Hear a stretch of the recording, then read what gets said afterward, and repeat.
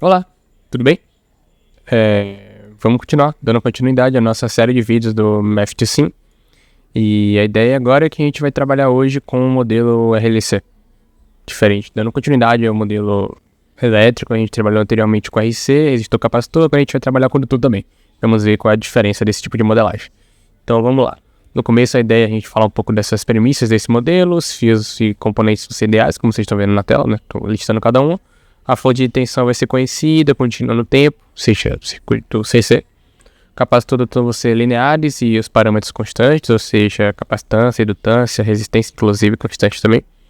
As grandezas elétricas vão variar continuamente no tempo, até porque a gente vai analisar a partir de derivadas e equações diferenciais.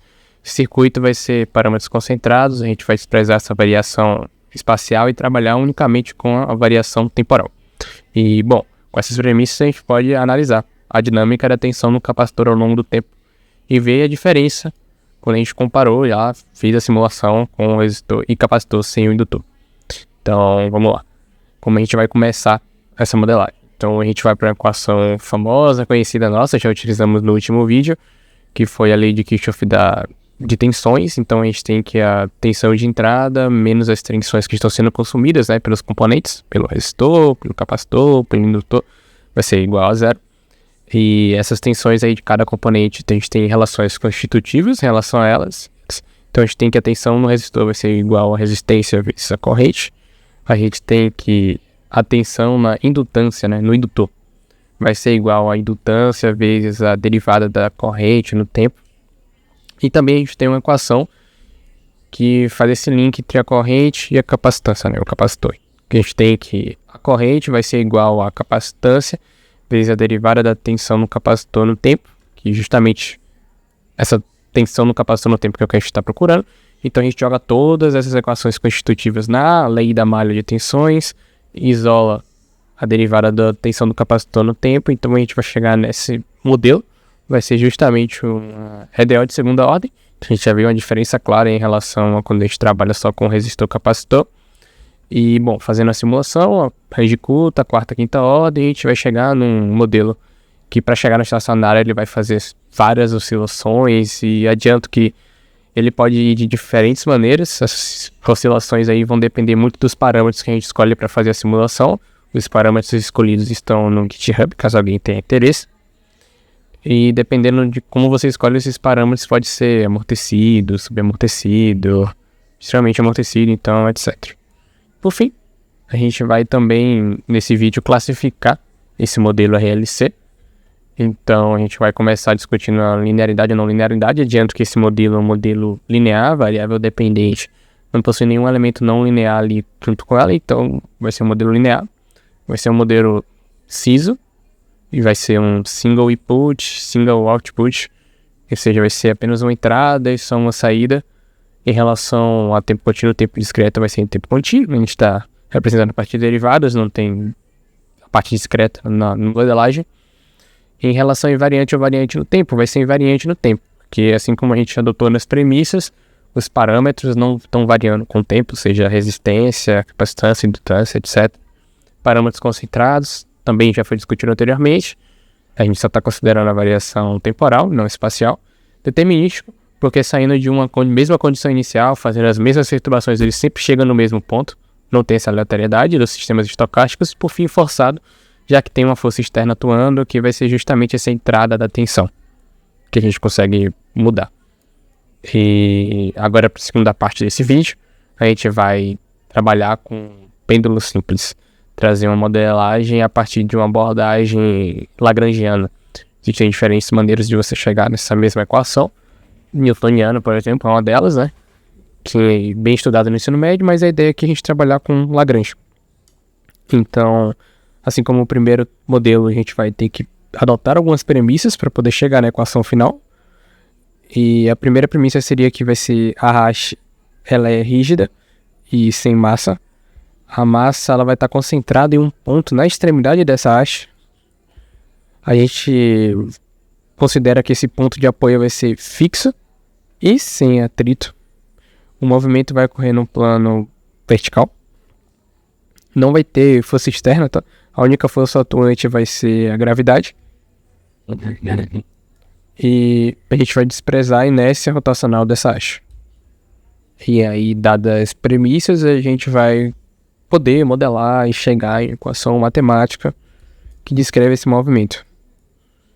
Então, vamos lá. O primeiro passo para chegar nessa equação matemática seria, já que a gente está abordando de forma lagrangiana, seria chegar na equação cinética, de energia cinética. Então, a gente considera algumas coisas em relação a coordenadas do centro de massa. A gente tem que o x do centro de massa vai ser L seno θ, o y vai ser L menos L seno de θ, cosseno de θ, perdão. Então, a gente vai, a partir dessa ideia de centro de massa, a gente vai chegar na equação de energia cinética. A energia cinética vai ser meio vezes a massa, vezes a derivada tanto no ponto x, tanto no ponto y. E a gente vai fazer vai fatorar e vai chegar nessa seguinte expressão: energia cinética é igual a meio vezes massa vezes o L, que é o comprimento da haste, vezes a derivada de θ ao quadrado. E já a energia potencial, ela vai trabalhar exclusivamente na parte vertical, já que ela não influencia o movimento horizontal. Então vai ser igual a massa vezes gravidade vezes y do centro de massa, né? Que é o comprimento vezes 1 menos cosseno de θ. Então, o lagrangiano é igual justamente a energia cinética menos as energias potenciais, que a gente chegou nessas duas expressões. E aí, por fim, a gente vai chegar na expressão de movimento de Lagrange, em que vai ser igual a derivada temporal da derivada parcial do lagrangiano em relação à derivada do θ, ou seja, essa velocidade, né, angular, menos a derivada parcial do lagrangiano em relação ao ângulo, e isso tudo vai ser igual a zero. E a partir dessa ideia a gente vai chegar nessa expressão. Então, se a gente fizer as derivadas, a gente vai chegar na expressão parecida com isso: massa vezes o comprimento ao quadrado vezes θ, dois pontos, mais massa vezes gravidade vezes L vezes seno de θ vai ser igual a zero. A gente consegue dividir os dois lados pela massa, né, para cortar esse m. E isolando a derivada segunda, a gente vai chegar nessa seguinte expressão: é uma EDO de segunda ordem, não linear. Inclusive, existe uma aproximação muito famosa, feito que, para ângulos pequenos, seno de θ vai ser igual a aproximadamente θ. Então, a gente consegue trocar esse seno de θ por um θ. Claro que perde informação, porém chega numa solução analítica e que às vezes pode ser útil. Mas a ideia é que a gente faça a simulação desse modelo de forma não linear mesmo. Então, vamos lá. Vou fazer essa plotagem do gráfico para a gente ver como é que o ângulo vai evoluindo no tempo. Então, novamente, os parâmetros estão todos no GitHub, caso alguém tenha interesse quais são os parâmetros utilizados para poder fazer a simulação.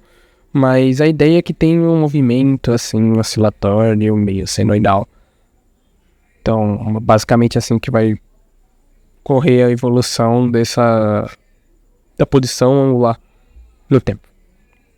E agora vamos chegar na parte de classificação. Assim como a gente fez com o modelo anterior, vamos classificar em relação à linearidade, não linearidade, etc. Então, bom, começando, o modelo ele vai ser não linear. Na variável dependente tem um seno de θ que traz essa não linearidade ao modelo matemático. Em relação ao tempo, vai ser tempo contínuo. Não faz sentido falar de siso, mimo, ele não tem entrada, né? É basicamente contínuo no tempo também. E ele não tem entrada, então por isso que eu tirei essa parte. Invariante no tempo, os parâmetros não variam com o tempo, são os mesmos, são constantes. Parâmetros concentrados, a gente não está trabalhando com derivadas parciais no espaço, só apenas no tempo. Vai ser determinístico, ou seja, partindo de uma mesma condição inicial, a ideia é que o resultado seja o mesmo, se você rodar várias vezes. Por fim, homogêneo, diferente do anterior, que era forçado. Nesse aqui não tem uma força externa atuando, então vai ser um sistema homogêneo. E por fim, agradeço quem ficou até aqui no vídeo. Muito obrigado, espero que continue assistindo os próximos vídeos, e a ideia é que a gente continue essa parte entre eletromecânica. Até lá.